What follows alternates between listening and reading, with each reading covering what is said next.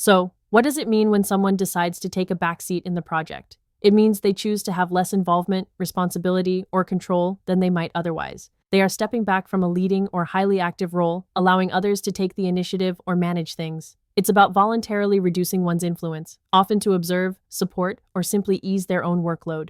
To help you understand the idiom, let's take a look at a short dialogue between two people. Hey Sarah, did you hear about John? He's changing roles in the marketing project. Oh, really? I thought he was leading it. What's happening? Well, he actually decided to take a back seat. A backseat? Did he buy a new car for the project team or something? Welcome back. Let's start with a little quiz to test your intuition. What do you think he decided to take a backseat in the project originally meant? Was it to literally sit in the rear of a vehicle, to be dismissed from a leadership position, or to operate a vehicle from the passenger seat? Take a moment to consider your answer. Here's a hint to guide you. Think about early automobiles and who had control. What's your best guess before we reveal the answer?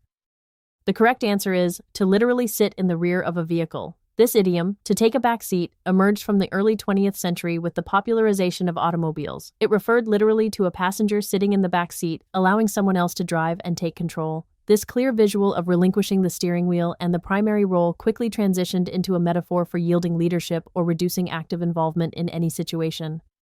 Let's see how to take a backseat works in different contexts. Listen to these examples. First, after years as CEO, she decided to take a backseat and became an advisor to the new leadership. Here, she's intentionally stepping back from the top leadership role to a supportive advisory capacity. She's not leading daily operations anymore. Now, consider this second example. He's usually very vocal, but for this debate, he decided to take a back seat and let his teammates present their arguments. In this situation, he's choosing to be less dominant in the discussion, allowing others to speak more. Both examples clearly illustrate the idea of reducing one's active involvement and letting others lead or contribute more significantly. Now, let's test your understanding of related expressions. Among these four options, which two are similar in meaning to taking a back seat? Is it play a supporting role, take the bull by the horns, step aside, or call the shots? Think about which ones imply reducing one's direct involvement or leadership. Two of them suggest a similar action to our idiom. Take a moment to decide which pair fits best before we move on to the explanations.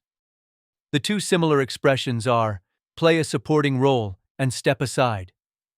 Playing a supporting role means contributing but not leading, aligning perfectly with taking a back seat. Step aside implies giving up a position or allowing someone else to take over, which is very similar. Conversely, take the bull by the horns means to face a difficult situation boldly. Call the shots means to be in control and make all the important decisions. Both of these are direct opposites of taking a back seat. To recap, to take a back seat means to intentionally reduce your involvement or leadership in a situation, letting others take the lead. This vivid idiom originated from the early days of automobiles, where sitting in the back literally meant relinquishing control of the steering wheel. Remember, it's a voluntary choice to step back, whether to support, observe, or simply manage your energy. So, if you hear someone taking a back seat, you now know they're deliberately stepping out of the spotlight. If you have any idioms you'd like to study, please leave them in the comments.